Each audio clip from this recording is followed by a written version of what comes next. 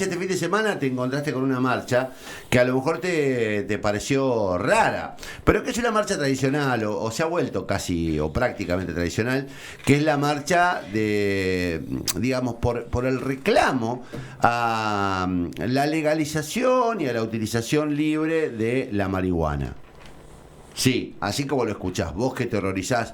Hay gente que marcha para que se legalice y se autorice el consumo libre de marihuana. Hay muchos que lo están haciendo a través del aceite de cannabis, pero hay gente que está marchando con consignas cada vez más renovadas en Santa Fe, en Rosario y en todo el país. En este caso lo hicieron este sábado y marcharon por Santa Fe y por Rosario. Tenemos la compañía, nos atiende David Rosquín, que es un abogado especializado en temas vinculados a la cannabis y el cáñamo, y que está en línea con nosotros. David, ¿cómo estás? Buen día. Buenos días, ¿cómo están todos por allá? No sé si se me escucha, se me ve bien. Perfectamente. Bueno, no me Perfectamente. alegro. ¿Cómo andás, David? Explicar a la gente. Todo, Explicar a la todo gente. muy bien, sí. O sea, ahora hay un público un poco más abierto de cabeza porque, digamos, el aceite de cannabis ha abierto un universo. La plantación, el desarrollo del aceite de cannabis, incluso nuestro laboratorio público, digamos, ha abierto un poco la cabeza de mucha gente. Pero hay un montón de gente que sigue asociando la marihuana a lo peor de la sociedad, digamos, que es digamos, el narcotráfico, el consumo nocivo, las adicciones. Explícame por qué marchan. Bueno, muy bien. Efectivamente, este sábado, como todos los primeros sábados de mayo, desde hace unos 20 años, un poco más de 20 años, se celebró a cabo la Marcha Mundial de la Marihuana. En el caso de Santa Fe, la manifestación, la concentración fue a las 5 de la tarde en lo que es el Molino Franchino, Molino Ujú. Fábrica Cultural, que se le conoce desde hace unos años. Y desde ahí se marchó hasta la Plaza Pueyrredón, y en la Plaza Pueyrredón, bueno, hubo un evento cultural que convocó a toda la comunidad santafesina en general y a la comunidad canábica en particular. Respecto a por qué se marcha, bueno, hay algunos postulados que están presentes desde hace muchísimos años y algunos postulados que se han sumado ahora, como bien vos dijiste, desde que se empezó a hacer, a popularizar un poco más esto de el uso terapéutico o el uso medicinal de los derivados de la planta de cannabis, que se ven reflejados a través de lo que es el aceite como su proyecto, como Ujú. su producto emblema, por decirlo de alguna manera, ha hecho que la convocatoria por la planta de la cannabis se diversifique mucho, ¿no es Ujú. cierto? Sobre todo desde el punto de vista etario o socioeconómico también. Este sábado, independientemente de que el clima no acompañó, la convocatoria fue bastante importante y la Sí, verdad que sí. fue un lindo evento. Eh, yo te pregunto porque uno de las consignas, y yo que tuve oportunidad de pasar por ahí y escuchaba algunas de las cosas que decían, ustedes están reclamando además porque hay como una especie de reaparición de la detención por la tenencia. Y hay como una especie de reacción represiva a quienes tienen tenencia de marihuana en yerba. Digo, hay leyes que hoy están autorizando eso, digamos, las nuevas normativas que tienen que ver con la detección o la intervención de la policía provincial en lo que se llama, digamos, las acciones de mini tenencia o de microtráfico. ¿Está impactando sobre la libertad de la gente que la consume? Sí, efectivamente, nosotros este año, desde la asunción del nuevo gobierno nacional, más o menos desde los últimos 100 días, 3 o 4 meses, por decirlo de alguna manera, desde la comunidad canábica hemos recibido varios golpes bajos, de dos tipos principalmente. Este año hubo un postulado nuevo que era el Repro no se toca, haciendo referencia al ReproCan, que es el registro del programa de cannabis, que es la licencia que hoy te permite entrar en un régimen de Sí. excepción en caso de que vos seas usuario medicinal o terapéutico de cannabis, es decir, si existe un profesional de la medicina especializado en cannabis que a vos te indica algún derivado de la planta de cannabis para tratar una determinada patología. Quizás el hecho más visible de todo esto, o del que más se habló, fue que hace unos 20 días el vocero presidencial anunció, bueno, en esa gacetilla que hace todas las mañanas para todos los argentinos y argentinas, que se iban a auditar 90.000 solicitudes de esto que él llamó registro de productores de cannabis, pero que es el registro del programa de cannabis. Y que esas auditorías se hacían específicamente o supuestamente por la inexistencia de evidencia científica suficiente para dichas indicaciones. Entonces fue un poco reaccionar ante esto, que no es el único hecho tampoco, porque algo que muy cierto que acabas de mencionar vos, es que debido a que diversas licencias se han implementado en el terreno medicinal y en el terreno industrial, porque nosotros también tenemos una ley de industria de hace unos 2 años, habían generado cierto avance progresivo para la causa, y el mismo se ha visto frenado también por una especie de persecución mediática en la cual cualquier caso que tiene que ver o que no tenía una licencia es visto como si fuese narcotráfico. Yo igual te hago una pregunta, porque ustedes mismos tienen que ser me imagino, los responsables de combatir la utilización de la ley industrial y la utilización de la ley de consumo medicinal de la marihuana, para que algunos otros no aprovechen, digamos, no se aprovechen de esos permisos y terminen derivando en grandes plantaciones que no terminan siendo otra cosa que digamos, una escala, digamos, vinculada al narcotráfico. Te explico básicamente, en Santa Fe han desmontado un par de plantaciones, de mega plantaciones, de 80, 100, 150 plantas. Entonces digo, también es cierto que hay gente que está aprovechándose de la norma para terminar generando producción de marihuana en escala para el tráfico, porque no es otra cosa que tráfico. ¿Usted lo ve en ese problema? Está congelado, me parece. Sí, a ver, efectivamente lo que vos estás diciendo es que ha habido algunos casos específicamente que se comunicaron de una manera sensacionalista en los medios de comunicación, y yo te voy a explicar por qué. A ver. Y esto tiene, te lo explico no solo desde el punto de vista de especialista en cannabis, sino de abogado en general. Dale. Vos, en los medios de comunicación, no podés considerar que porque haya una orden de allanamiento sobre una plantación de 1.500, 1.200 o 1.300 plantas de marihuana, y hay sospechosamente un vínculo entre la persona que titular de ese campo y cualquier otra persona, por ejemplo, un barra brava de un club conocido de la ciudad, como que eso se trata de narcotráfico. Y te voy a decir por qué. ¿Por qué? Porque existe el principio de inocencia y el principio de legalidad. Y hasta que en el juicio que se le está siguiendo a esa persona no se demuestre lo contrario, lo que se debe considerar en principio es que esa persona es inocente. Si vos te referís específicamente a lo que los medios de comunicación santafesinos llamaron el famoso vivero narco, ese vivero, yo te cuento, porque esto no se dijo en muchos medios de comunicación, que tenía una licencia otorgada por el Instituto Nacional de la Semilla, que a él le permitía constituirse como criadero o como fitomejorador, pero en definitiva desarrollador y estabilizador de semillas y esquejes de cannabis para su comercialización legal. Estás hablando, pará, David, estás hablando del vivero de acá de Rincón.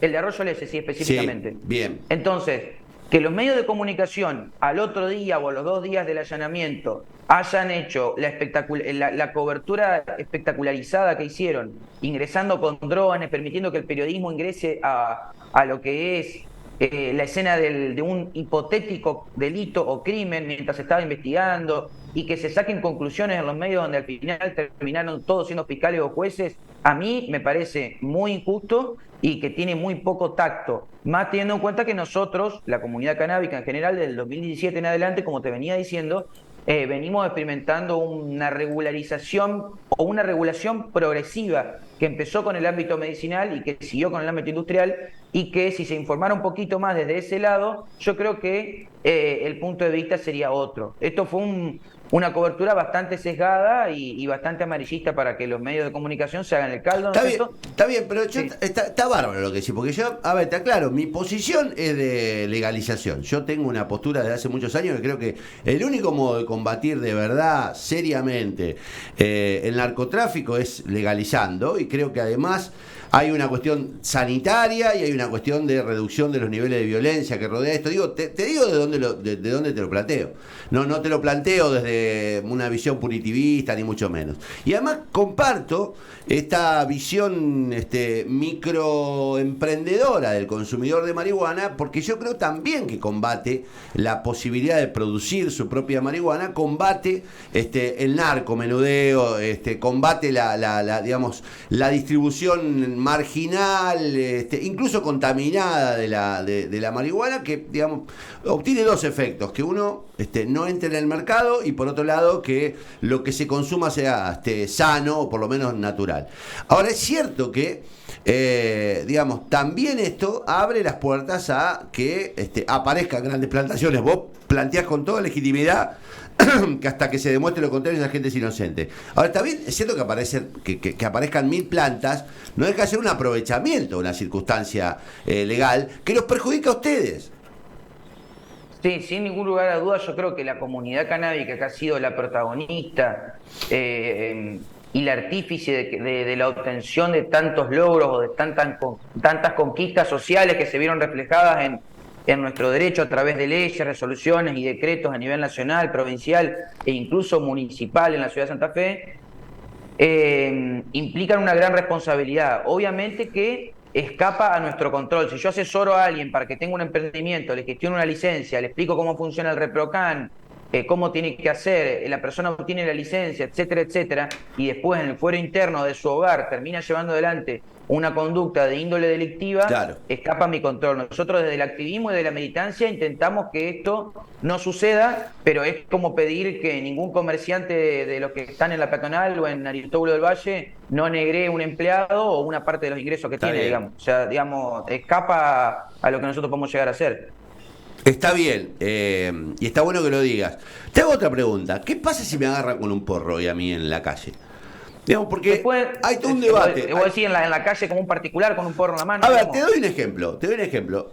Se ha vulgarizado mucho y a mí no me molesta, al contrario, me parece absolutamente razonable, contra corrientes que, por ejemplo, en España hoy, contra toda la lógica, España fue uno de los primeros países en avanzar sobre el consumo de marihuana.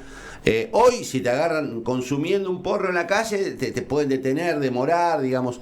Ahora, ¿qué pasa hoy en Argentina? Porque hay como una gran confusión, hubo muchos cambios normativos. ¿Y qué le pasa a un pibe hoy si lo agarran? Digo, ¿qué debe saber un pibe que tiene un porro o que fuma un porro en una plaza cuando se enfrenta con alguna autoridad policial?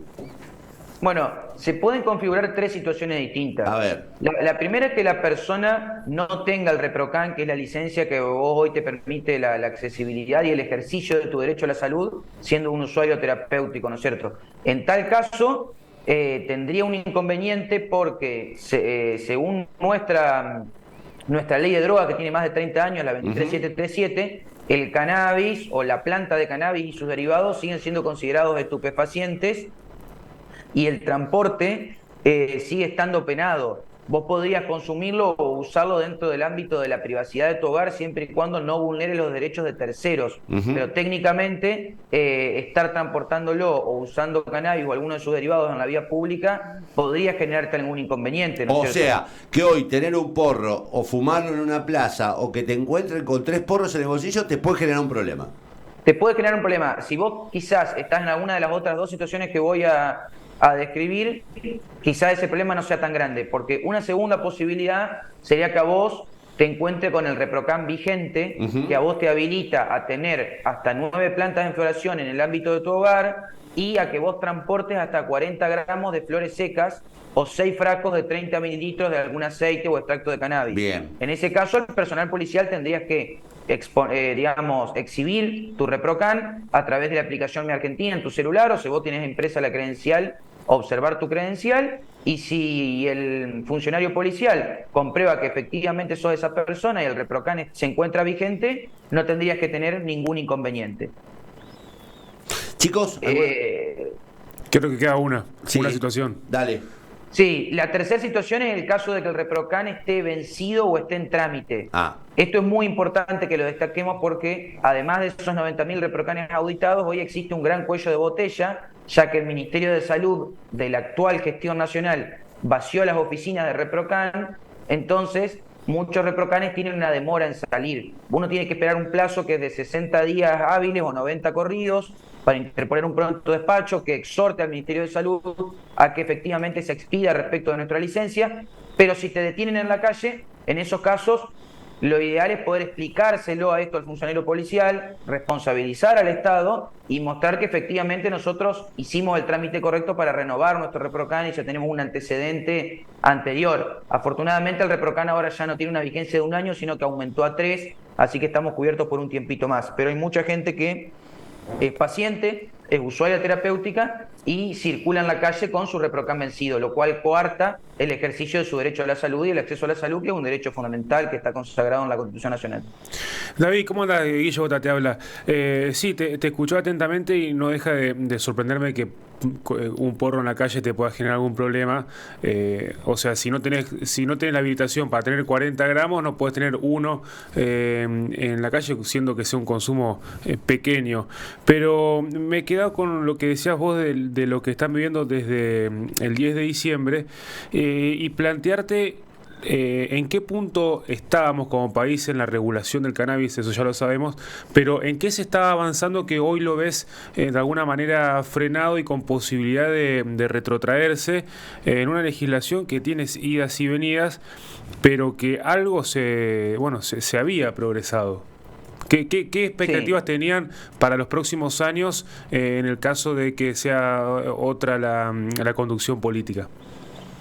Mira, Guille, como contrarrespuesta, lo primero que me gustaría destacar es cuáles fueron los obstáculos que se fueron presentando en los últimos 90 días.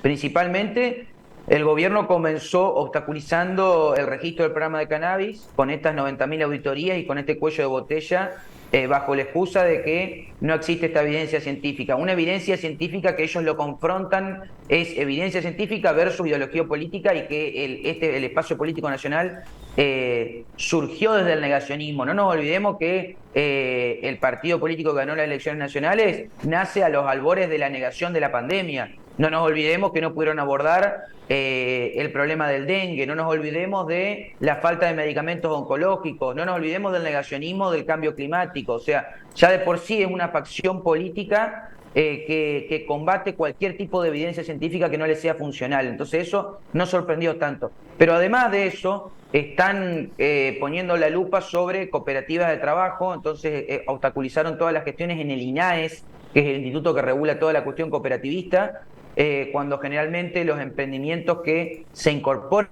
a la cadena productiva del cannabis, de personas de clase media, que no estamos hablando de las grandes corporaciones farmacéuticas, sino de pequeños y medianos productores, lo hacen a través de cooperativas de trabajo.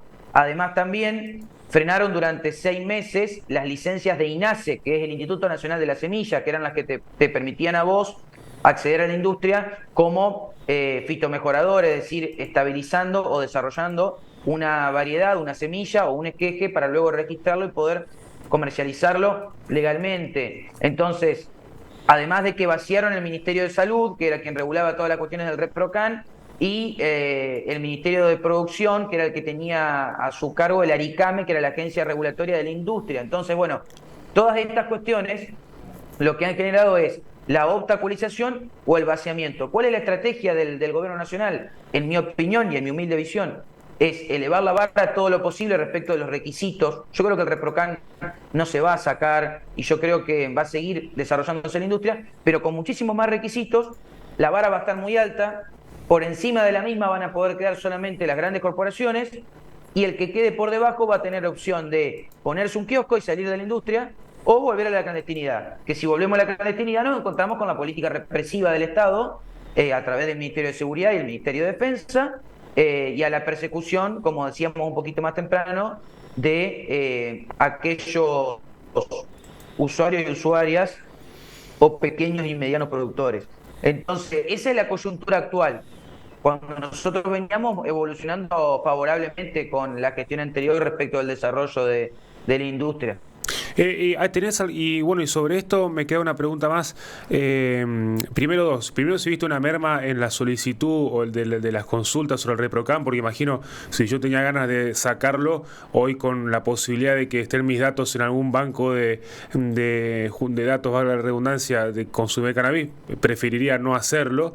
Pero lo otro que te quería preguntar es qué pasa con las madres del cannabis, que bueno, fueron una de las grandes impulsoras de la despenalización del cultivo para brindarle aceites a sus hijos. Bueno, respecto de lo primero, se han dado diversas reacciones. Las consultas sin ninguna duda aumentan porque la gente quiere saber qué va a pasar, ya sea si tenía su ReproCam y lo quiere renovar, si lo tiene en trámite, si lo pensaba hacer, pero sin ninguna duda se está llevando adelante una campaña del miedo y hoy todos sabemos que la principal consecuencia del miedo es la estática, ¿no es cierto? También por eso yo creo que se esperaba si bien la convocatoria fue buena, a mí personalmente me hubiese gustado que la gente salga un poquito más a la calle, sobre todo tratándose del derecho a la salud y el derecho a la libertad, ¿no es cierto? Y respecto de la segunda pregunta, a mí me parece que las madres, como en su rol de cuidadoras y de criadoras de infancias, han sido grandes artífices de este movimiento, de esta ola verde desde el 2017 en adelante, principalmente a través de Mamá Cultiva, como la asociación civil más conocida, pero con asociaciones civiles en todo el país. Hay una muy fuerte preocupación en estos casos porque no solamente se trata de la salud, sino que se trata de la salud de una infancia, de una o un menor de edad. En nuestro caso específicamente sufrimos y vivimos penosamente la ausencia de Macame, de Mamá Cannabis Medicinal, que son las principales referentes en Santa Fe por una pérdida muy sensible que tuvo su presidenta Laura Costa, a quien le envío un fuerte abrazo y un enorme saludo, pero de lo contrario hubiesen formado parte de la manifestación. Bueno, nada, a mí me gustaba charlar con vos y además que expreses todo esto, porque sigue habiendo una mirada sesgada respecto a ustedes. Son los porreros, los marihuaneros, los marginales, los que andan manifestándose. Y yo el sábado que pasé por la marcha y escuché, digamos, me pareció que era importante hablar con ustedes y que era importante hablar en estos términos, en términos serios, en términos científicos, políticos, jurídicos. Digo, me parece que hay que abordarlo el tema desde un lugar, dejar de mirarlo desde el prejuicio y afrontarlo como una realidad. Yo lo que digo que es un fenómeno, la marihuana es un fenómeno que vino para quedarse y que no va a haber forma de eliminarlo para todos aquellos que sueñan con lo represivo y con la eliminación. Digo, está probado científicamente que ayuda, está probado científicamente que es una droga que no genera el daño que puede generarte el tabaco, que puede generarte incluso el propio alcohol. Entonces digo, me parece que es un momento de seguir ofreciendo espacio para que ustedes puedan decirlo, contarlo y no retroceder un centímetro, por lo menos en términos legales y en términos de los derechos, digamos, que es lo que en definitiva ustedes creo que están percibiendo que está pasando. David, gracias por venir. O por hablar con nosotros. Gracias a ustedes por la convocatoria. Pido disculpas por no estar presente físicamente y se agradece mucho que nos den espacio en los medios de comunicación porque sin ninguna duda coincido con dos cosas que dijiste. La primera es que no vamos a dar ni un paso atrás y la segunda es que vamos a dar una discusión y un debate profesional, serio y basado en evidencia científica y empírica, que esa es nuestra principal herramienta, ni más ni menos, la información. Gracias por el contacto, David. Gracias a ustedes. Un abrazo.